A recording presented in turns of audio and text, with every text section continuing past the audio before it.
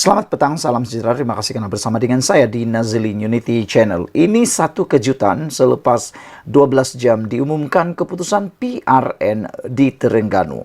Apa yang menariknya di Terengganu ialah Parti PAS ataupun Perikatan Nasional sapu habis. Tidak ada satupun pembangkang menang di Kerajaan Terengganu.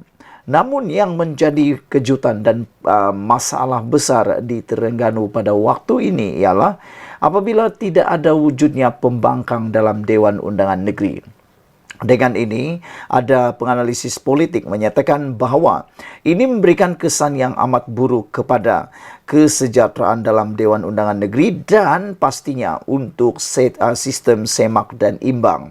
Apabila tidak mempunyai pembangkang di dalam Dewan Undangan Negeri, maka dengan itu tidak ada wujudnya semak dan imbang. Semua keputusan boleh diambil dengan sewenang-wenangnya atau dengan mudahnya oleh pihak kerajaan, kata penganalisis politik. Namun demikian, yang mengejutkan kita ialah apabila perkara ini ditanyakan kepada Presiden PAS iaitu Abdul Hadi Awang. Abdul Hadi mengatakan bahawa tiada masalah untuk Dewan Undangan Negeri Terengganu walaupun tiada pembangkang kerana menurut Hadi Awang rakyat boleh kritik kerajaan, kata Hadi Awang, dan beliau mengatakan bahawa yang akan menjadi semak dan imbang ialah rakyat.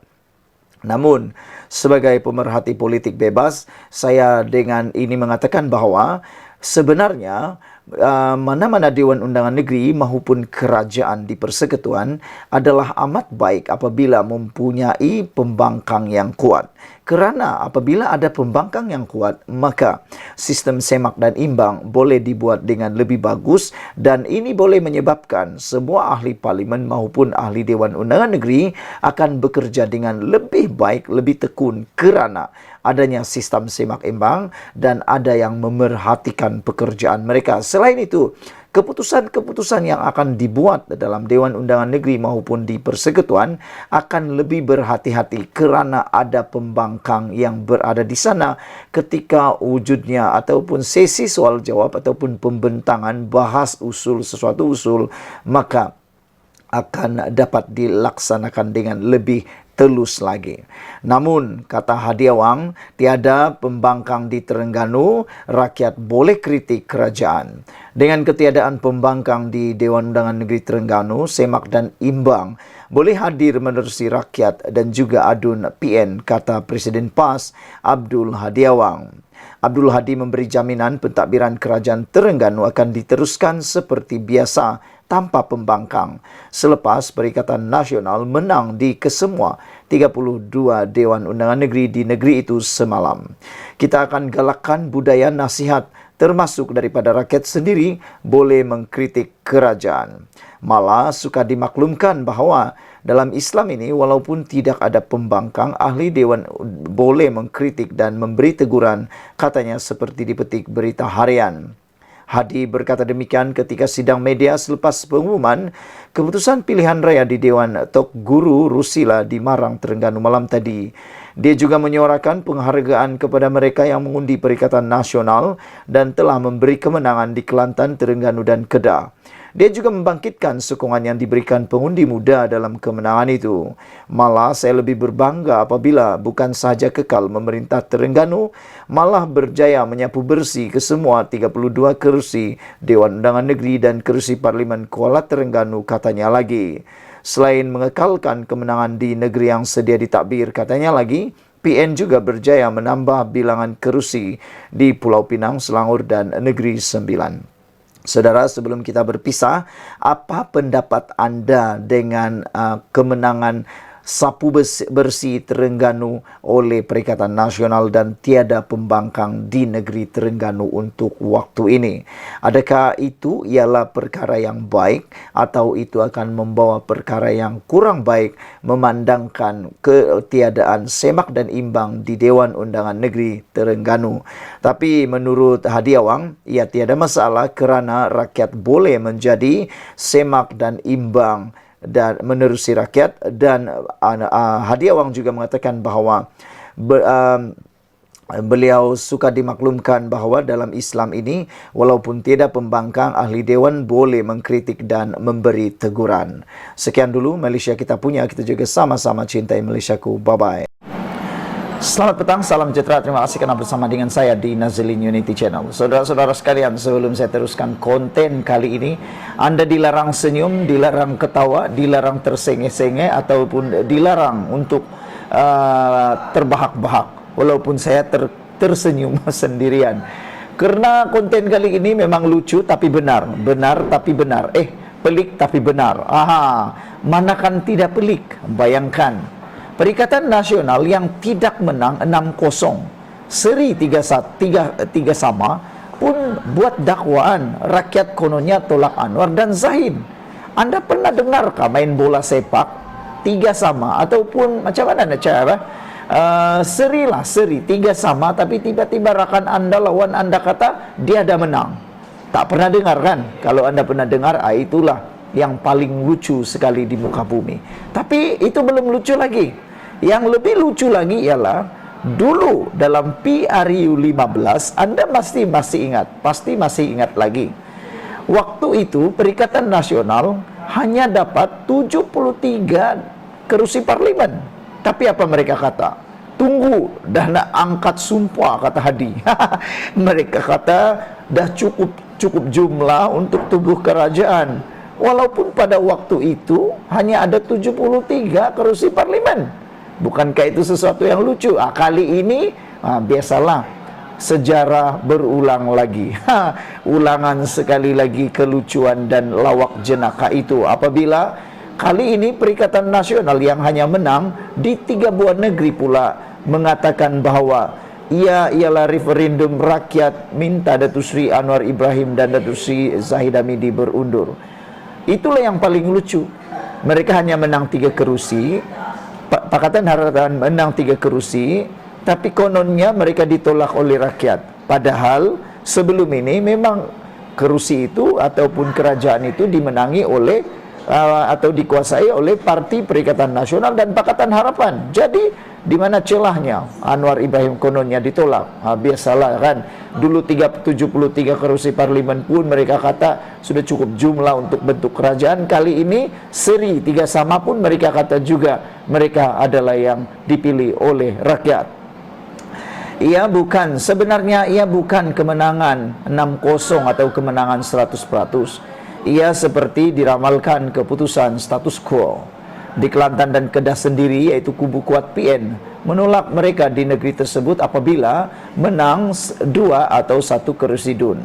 Analoginya dalam apa jua perlawanan, contohnya bola sepak.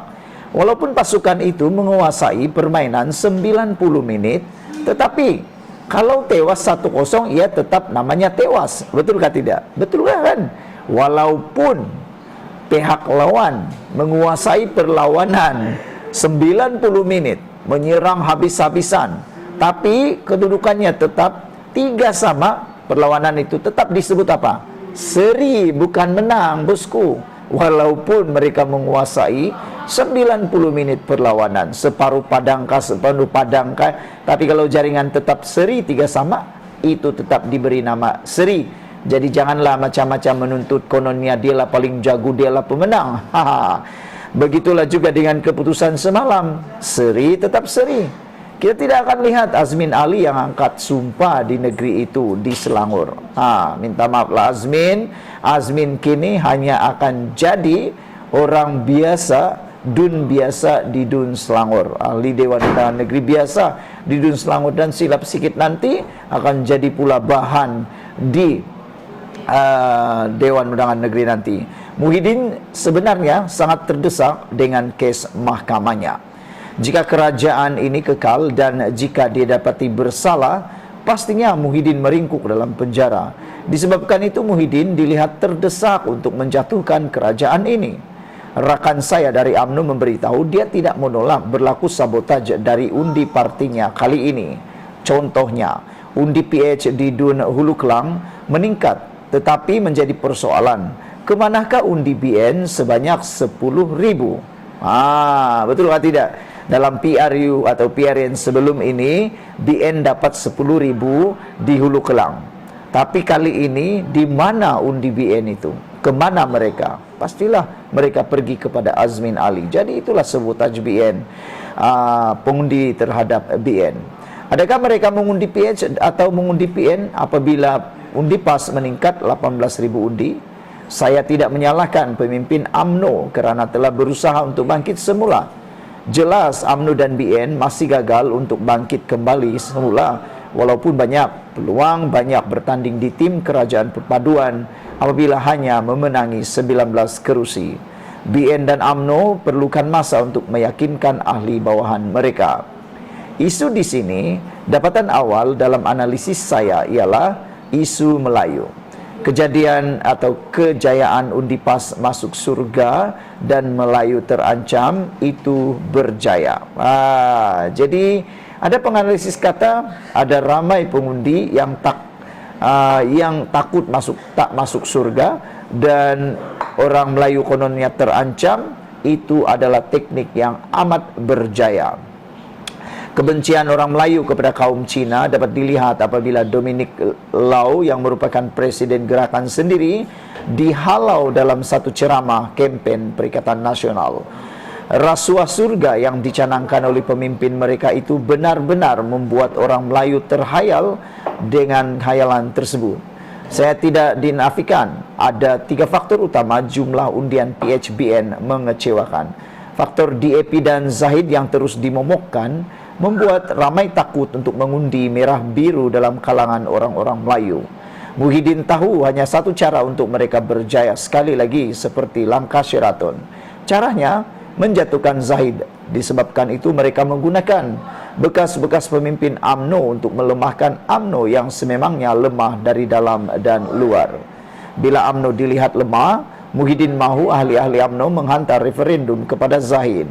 Tapi malangnya, ramai ahli UMNO tidak faham muslihat ini, hingga mereka sebenarnya sedang membunuh partinya sendiri. Kenapa Muhyiddin begitu ambil berat tentang permasalahan UMNO? Kononnya parti keramat ini lemah kerana Zahid. Sedangkan jika UMNO bersama mereka, pastinya kerusi UMNO hanya tinggal berapa kerat sahaja, kerana ia sudah dimonopoli Bersatu dan PAS. Sepatutnya ahli-ahli UMNO bangkit semula bersama Zahid apabila diberi peluang menjadi sebahagian daripada kerajaan. Adalah kesilapan terbesar ahli UMNO jika mereka termakan hasutan Perikatan Nasional. Mana mungkin Bersatu yang mempunyai ideologi yang sama dengan UMNO mahu bertuankan UMNO. Jadi saudara-saudara sekalian, sebelum kita berpisah, ini adalah isu yang paling luar biasa sekali. Jangan lupa tinggalkan komen Anda, tekan butang subscribe. Kita jumpa lagi. Bye-bye. Selamat pagi, salam sejahtera. Terima kasih karena bersama dengan saya di Nazilin Unity Channel. Beberapa jam selepas keputusan rasmi, tidak sampai 1 jam selepas keputusan rasmi pilihan raya negeri di 6 buah negeri diumumkan, Muhyiddin tiba-tiba tampil membuat satu keputusan, mengumumkan keputusan yang memang mengejutkan seluruh rakyat Malaysia, yaitu apabila Muhyiddin menyeru supaya Anwar Ibrahim dan Zahid wajar letak jawatan. Inilah yang dikehendaki oleh Muhyiddin, yaitu mengarahkan Anwar dan Zahid letak jawatan. Namun demikian, apakah anda setuju Anwar Ibrahim dan Zahid Hamidi letak jawatan? Tak perlu letak jawatan sebenarnya. Pada pendapat saya, Zahid dan Anwar tidak perlu letak jawatan. Tindakan itu akan menyebabkan negara ini sekali lagi berada dalam gelembung ketidakstabilan. Saya tidak setuju sama sekali jika Anwar Ibrahim dan Zahid Hamidi letak jawatan. Saya tak setuju. Kerana kalau itu berlaku, percayalah negara kita akan masuk sekali lagi di dalam satu gelembung, di dalam satu tempo masa, dalam satu period kejatuhan sekali lagi. Negara kita sudah sekarang ini mengurak langkah kejayaan besar.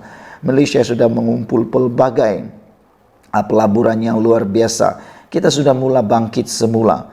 Jadi kalau ikut semula saranan Muhyiddin Yassin supaya ada Anwar Ibrahim dan Zahid Hamidi ini letak jawatan, percayalah negara kita akan sekurang-kurangnya sebulan atau 2 bulan akan bergolak dan tidak akan kemana-mana.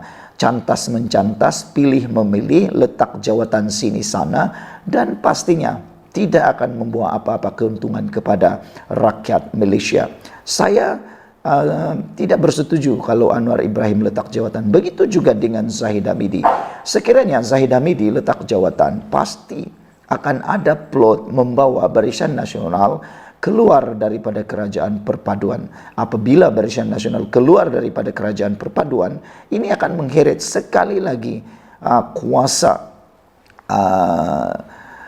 perebutan kuasa di peringkat Persekutuan atau Putrajaya. Apa yang sebenarnya kita mahukan, saudara-saudara sekalian? Nak pilihan raya lagi walaupun baru 9 bulan pilihan raya? Ataupun kerana kalau Anwar Ibrahim letak jawatan, dia boleh mengarahkan semua kabinet letak jawatan dan secara tidak langsung boleh menyebabkan pengheretan kepada pilihan raya semula. Itukah yang kita mahu? Kalau Anwar itu jahat, dia boleh meminta pilihan raya semula. Tapi itukah yang kita mahu? Saya fikir Anwar Ibrahim tidak akan terfikir untuk letak jawatan. Begitu juga dengan Zahid Hamidi. Biarkan sajalah Muhyiddin Yassin dan geng-geng Perikatan Nasional menuntut Anwar Ibrahim Zahid Hamidi letak jawatan, tapi kita berdoalah Anwar tidak akan letak jawatan. Dan yang terkini, apabila Anwar kata kerajaan pusat akan terus kekal dan kukuh, itu bermaksud Anwar Ibrahim tidak akan melayan permintaan Muhyiddin Yassin untuk letak jawatan, dan dia tidak akan meninggalkan Barisan Nasional walaupun dilihat Barisan Nasional kurang menyumbang dalam kemenangan kali ini. Dan kita dapat rasakan bahwa kerajaan ini tidak akan tergugat sampai 5 tahun lagi. Jadi pada pendapat saya lebih baik Muhyiddin bersama dengan Perikatan Nasional kekalkan momentum mereka itu, kerana sebagai penganalisis politik yang bebas, saya sebenarnya lebih suka ada pembangkang yang kuat di Malaysia. Kerana dengan ada pembangkang yang kuat di Malaysia, maka akan ada proses semak dan imbang yang baik, dan akan adalah proses di mana para pemimpin dalam kerajaan akan bekerja dengan lebih bertungkus lumus, dengan bersungguh-sungguh dan lebih baik dan tekun lagi, kerana ada orang atau ada pembangkang yang kuat menyemak imbang. Saudara-saudara sekalian, alasan Muhyiddin supaya Anwar Ibrahim letak jawatan dan Zahid Hamidi letak jawatan ialah, kata beliau, ada berlaku penolakan besar-besaran pengundi Melayu dan bukan Melayu terhadap gabungan politik kerapu dan perpaduan palsu yang diterajui Anwar Ibrahim, kata beliau. Maka benarlah PRN ini merupakan referendum penolakan rakyat terhadap kerajaan gabungan PHBN, kata Muhyiddin lagi. Anwar dan Zahid yang menerajui kerajaan mesti mengambil tanggung jawab moral dengan meletakkan jawatan sebagai Perdana Menteri dan timbalan Perdana Menteri dengan serta-merta, kata Muhyiddin lagi. Jadi kalau Anwar letak jawatan, Zahid Hamidi letak jawatan, saya nak tanya, siapa yang tukar Anwar Ibrahim? Takkanlah nanti tukar Rafizi tak puas hati lagi. Jadi saya pikir tidaklah logik dan tidaklah layak Muhyiddin Yassin mengarahkan Anwar Ibrahim dan Zahid Hamidi letak jawatan. Apa pendapat Anda semua? Sekian dulu kali ini. Jangan lupa tinggalkan komen Anda, ikuti terus ulasan semasa ini.